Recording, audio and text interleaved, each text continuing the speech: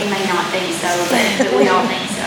I want to introduce to y'all, this is Roy Parton II, otherwise we call him Rooster. He's going to come out and give his testimony. Y'all make him feel welcome.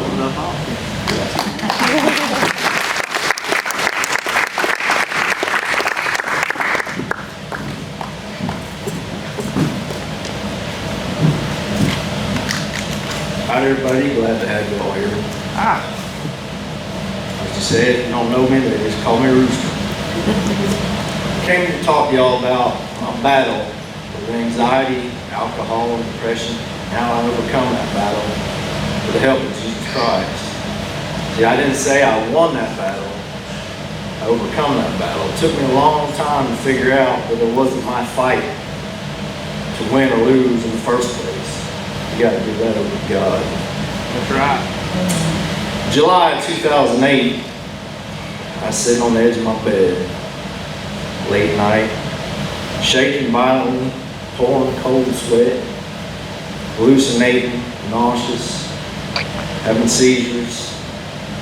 See, after 3 straight days of binge drinking, I come home, I was going through alcohol withdrawal. I had reached rock bottom. And I was begging for my life to be over. I was in a bad spot. And I'm going to rewind a little bit and tell you how I got to that point in my life of reaching rock bottom. I was a good kid, come from a good family, was raised right, to know right from wrong, raised in the church, always on the honor roll in honor society, active in 4-H, on the ball team, had lots of friends. Everybody loved me. But I had one problem. I suffered from anxiety. Any y'all youth tell me what you think the meaning of anxiety is? Anybody? Anxiety is a mental state where you have a fear or worry of something. It could be anything. Some people are scared to death of a spider or snake. People are afraid of heights. Some people are worried about germs. They wash their hands all the time. Or they fear they're going to die every day. For me, I had social anxiety. I was scared to death to interact with people. Pretty silly, but I was a shy, quiet kid. I didn't like to talk to people. Even something as simple as going to a family Christmas party was very difficult for me. I also struggled with OCD, mainly the obsessive part. The C part is compulsive, where you act out in a physical way. I didn't have that. But I had the obsessive part, where I'd get an idea or thought in my head, and it would play over and over and over like a broken record for days and weeks on end, and it would drive you absolutely insane. And I remember being a little child and dealing with this. I also struggled with the thought that I might mess up. I hated to make mistakes. I wanted my life to be perfect. I wanted my school to be perfect, my work to be perfect. I thought if I screwed up, people would talk about me. But we all know that was just Satan messing with my mind, because the only thing in this life that was ever perfect was Jesus Christ. That's right. Now, there's different ways to get anxiety. You can be born with it. You can go through a stressful event and suffer from it. You can get it from having a disease. And it doesn't matter which way you get it. It only matters is if you get help to treat it. Some people go to a doctor, take a pill. Some people go to a psychiatrist, do talk therapy. I'm here to tell you the most important thing you can do to deal with anxiety is have some talk therapy with God every day, morning and night, all day long if you have to. Ask Him for help, and He will be there. Now, a lot of times we've been talking about anxiety or our mental health because we're men, we're tough cowboys. We don't talk about our feelings. We suck it up and walk on because we're cowboys.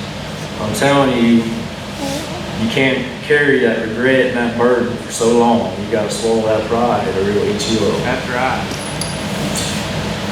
At the age of 15, Me and some cousins and buddies are riding around the woods, hog hunting. How many of y'all like to ride around the woods and hunt? Yeah, one of my favorite pastimes. Well, we discovered a whiskey bottle under the seat of the truck. We wanted to be like the old men in our lives, sit on the tailgate, pass the bottle around, be men. So that's what we did. Well, after a while, I noticed that my mind was at ease. I wasn't worried. I wasn't scared. My lips started moving. I could talk. I could carry on a conversation. My mind was numb. And after years of having all this noise in my head, it felt pretty good to have a numb mind. The only problem is that doesn't last too long. Alcohol goes away, all the noise comes back, so guess what? You gotta do it again. So that's what I did. That's how I started my problems with alcohol, was self-medicating for my anxiety. The problem is at that young age, you can't just buy alcohol. You can't drink in front of everybody, so you gotta sneak it, steal it. You can't tell mommy and daddy where you're going or what you're doing, so you gotta lie to them. That's just wrong, you know. But that's how my story started. Well, a few years later, I got older, went to college. Got away from mom and daddy. Had freedom. Mama wasn't there to lecture me on what was right and what was wrong. I could do what I want. I was a big boy, so I got to hanging out with the older boys in school. They'd buy you beer, take you to a keg party, and get trashed. Well, it went from drinking a 6-pack to get drunk, now you need a 12-pack to get drunk. And that brought you to binge drinking. Binge drinking is where you drink, you get drunk, you drink some more, you black out, and then you keep on drinking until you pass out. I was a master of binge drinking. Nobody could do it like a rooster could. Well, the problem is when you're drunk and then you black out, you don't know what in the heck you're doing. You say stupid things, you do stupid things. You offend somebody, you start a fight, you hurt somebody, you hurt yourself. It's an awful situation. Lots of college students die every year from binge drinking. Well, you wake up the next morning, you don't know what you did, and now your buddies are telling you what you did. Pretty embarrassing stuff. You say, hey, that's not me. I'm a good person. I don't do stupid stuff like that. And now you got to live with that embarrassment. But let me tell you, if it's just you and your buddy there, that's it. It don't make a bit of difference. What you did, the stupid stuff you did the night before, is going to get out. By Monday morning, half the town is going to know that Rooster Park did something stupid, and by Monday afternoon, his mama knew it. And that's embarrassing as crap. Well, you got to think about that embarrassing stuff. It wasn't you. And then that makes you depressed. You get real depressed. You get down. You cry. You don't want to go outside. So what do? You start self-medicating just like you were for the anxiety. The only way you can get all that garbage out of your mind is to make it numb again. I'm going to get off subject for a minute and talk to y'all about drunk driving. When you go off to college, you're going to see a lot of drunk driving. Terrible thing. Kills lots of good people every day. When you drink long enough, there's going to come a time when you want to go somewhere, or you need to go somewhere, and there's not going to be a sober driver there to take care of you. And since alcohol is a mind-altering drug, you are not going to have the sense to know right from wrong. If your buddies are there, they're probably going to be drunk too, and they're not going to have any sense. So one of you is going to get behind the wheel, and you're going to drive. Let me tell you, people don't do it. I heard about drunk driving at a young age. 8 years old in first grade. One of my buddies in my class, Eric Dutton. He was in his mom's van. They were going down the highway. She wanted to make a turn and off the highway into their driveway. Another car come behind, rear-ended them, spun the van around, threw Eric out the window onto the pavement. A passing semi coming the other way ran Eric over right there in the street. 8 years old, he's dead. He didn't get a very good shot at life because of drunk driver. Come to find out, the man who hit him, he had just got released from jail 2 weeks before for drunk driving. Pretty ridiculous. Another person in my life, named Dr. Sanchez, the man that delivered me and my sister into this world, the man my mother worked for, a good man, a good Christian, good family man, great doctor. People in society thought highly of him, delivered thousands of babies. Well, he had a long week of delivering babies, so he was going to relax, drinking a 6-pack of cold beer. And then got in his truck and went for a drive down the highway. Swerved into the other lane, hit a car head on, killed a woman dead in the car. That was the end of his life. He lived, but he's not lucky. He got to go to prison, sit in that cell, and think about that woman he killed. Think about the life that he lost just because of drinking a 6-pack of beer. Isn't that ridiculous? Let me tell you, think. How do we prevent drinking and driving? Just don't drink in the dang first place. It's that simple. There you go. That's it. It's easy. A few years later, got out of college. Time to go to work, get a job, pay the bills. I was a day working cowboy, putting that college education to use. I worked hard all week. Worked hard, justified in drinking. On Friday night, it's time to relax. Go to the bar with your buddy, drink some cold beer. Yep. You were a cowboy, that's what cowboys did. Let me tell you, partner, a God-fearing cowboy doesn't go to the bar, surround himself with drunks, and get drunk himself. God-fearing cowboy goes home to his family, bows his head, gives thanks, begs forgiveness for his sins, and prepares for the next hard day of work. Well, Preaching now. being a working cowboy, I thought, worked hard, I deserve that beer. Go to the bar, have a good time. Come Saturday, worked hard all week, that's time to have fun. I want to have some fun, load up a cooler beer, go to the woods, go hog hunting, get drunk. Then comes Sunday. Well, worked hard all week, had fun Saturday. Sunday I'm gonna relax. Load up a cooler beer, go to the lake, get drunk. Come Monday morning, it's time to go to work. But your head hurts, you pour a cold sweat, you shaking, slam a couple cold beers before I go to work, feel alright, work the rest of the day. And then instead of working all week, drinking Friday night, I worked hard today. Today's Monday. Get off work, unsaddle the horse, sit on the tailgate, drink a cold beer.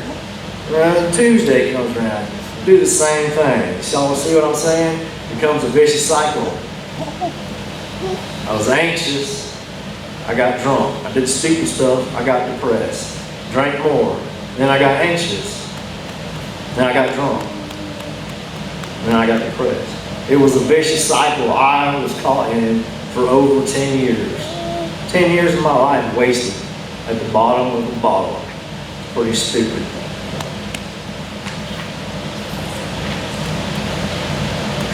Back to that July 2008. Anxiety was eating on me. And me and Lindsay, we had a baby girl, precious baby Nola. I was struggling being a new father, trying to be perfect for my family. Work hard, raise them right. So I sent my wife and daughter away, be with my mom and daddy. Me and old buddies, we planned us a fishing trip. We was going on a big boat out in the ocean. So for 3 days and 3 nights, I binge drank.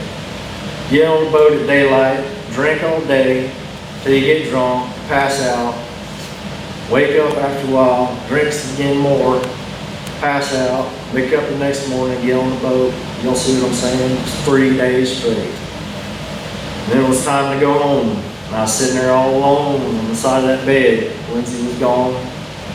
I was shaking, sick, praying that I would die.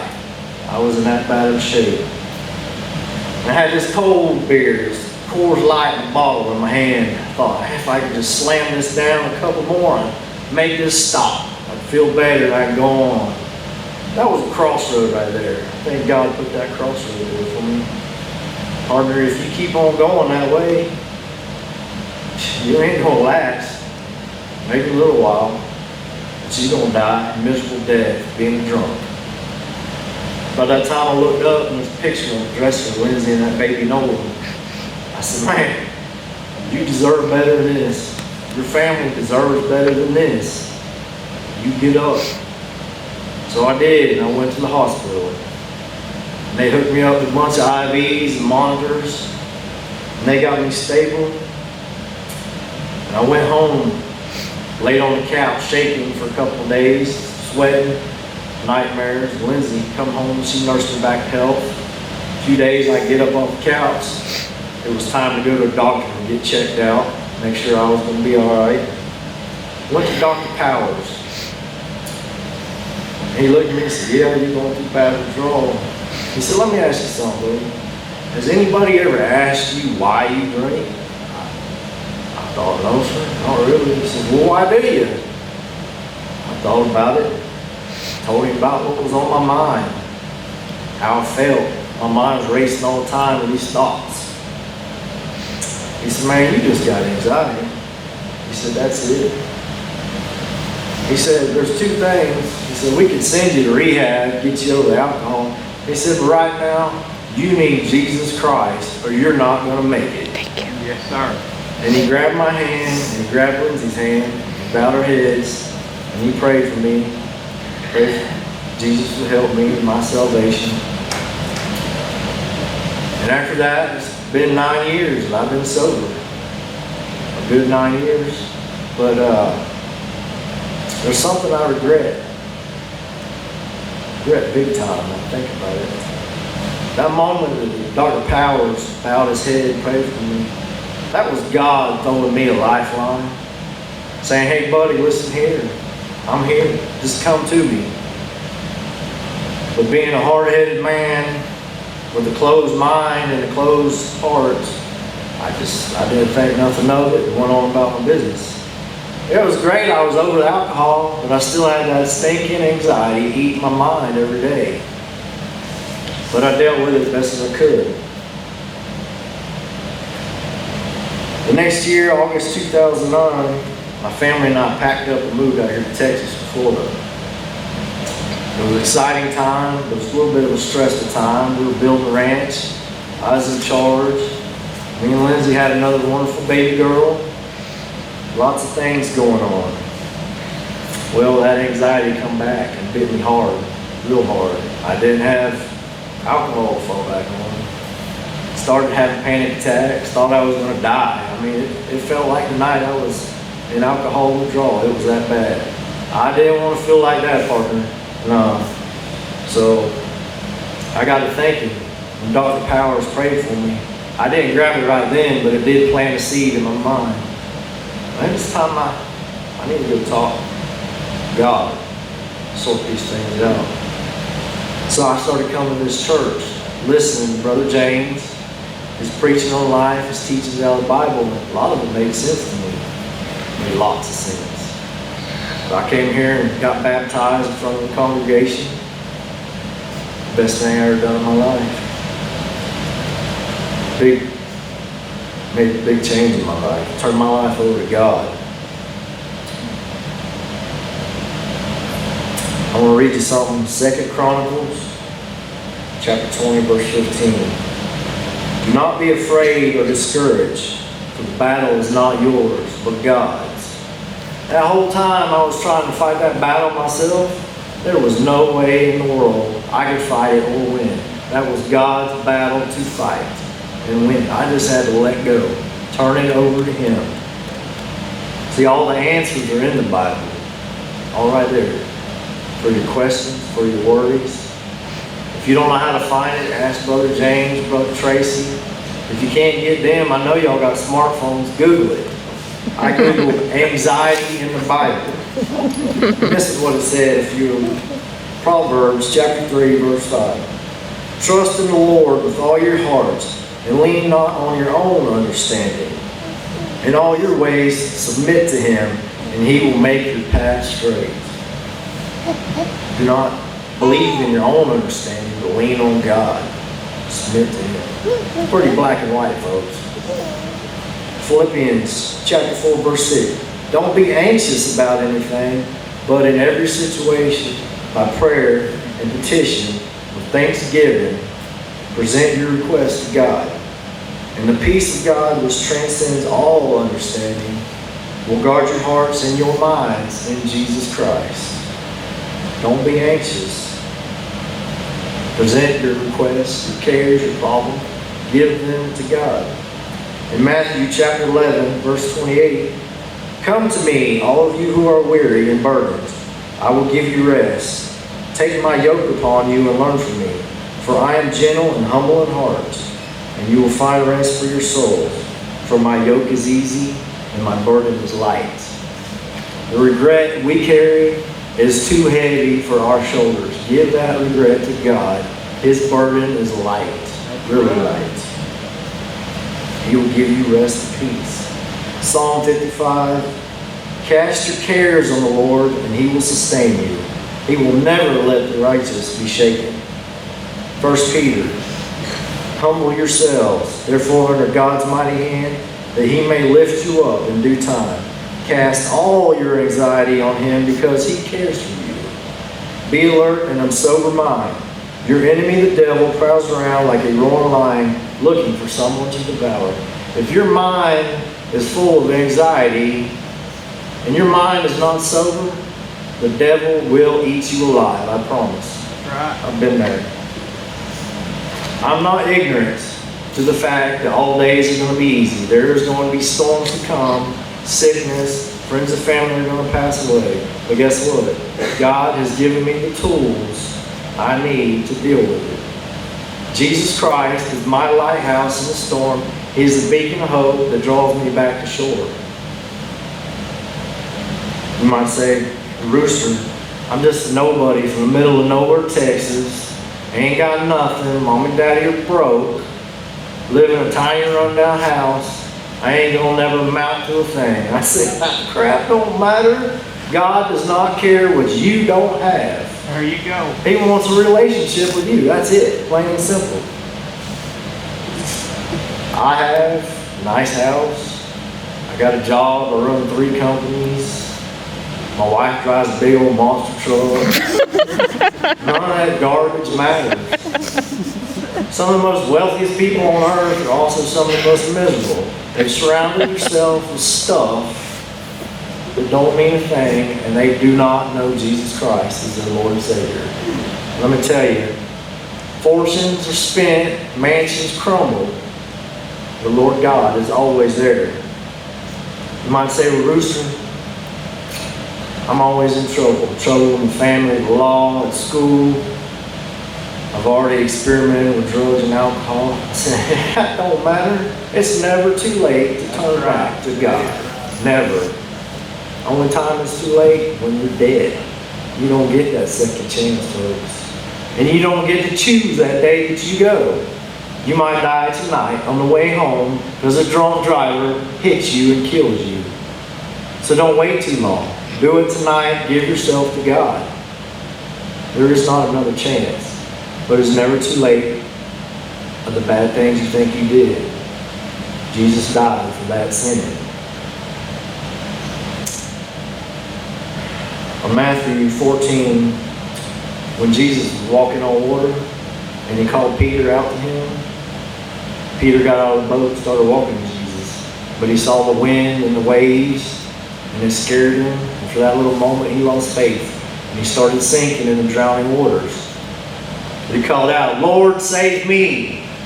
And Jesus reached out his hand and pulled Peter up from the drowning water. That's all you got to do is reach out and say, Lord, save me. And he is always there to pull you up from that drowning water. I promise. Y'all might say, well, Rooster, you're just a hypocrite. You as a drunk. Me, I just like to sit on the couch, watch the ball game, relax with a couple of cold beers. I don't get drunk. Believe me, I am not a hypocrite. I do not judge anybody for anything. I have not I cannot judge. I've not earned that right. That is God's. But let me say this. What kind of message are we teaching our kids? We tell them, Junior, you're too young to drink. You're going to get in trouble with that drinking. Don't do it. And there, 20 minutes, Junior sees you reaching into the Yeti cooler, pulling out a cold silver bullet. That's a pretty difficult message for a teenager to understand. That's right. Pretty difficult. I say the easiest way is just practice what we preach. We don't want them doing it, let's just not do it. That's easy. Pretty simple.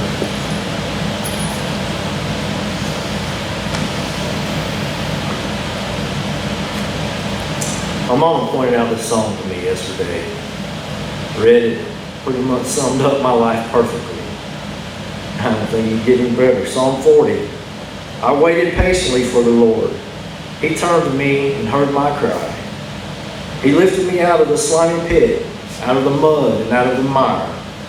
He set me on the rock and gave me a firm place to stand. He put a new song in my mouth, a hymn of praise to God. Praise be to God. He lifted me up and set me in a new place. Youth, everybody, I want to thank y'all for coming and listening to me and my story.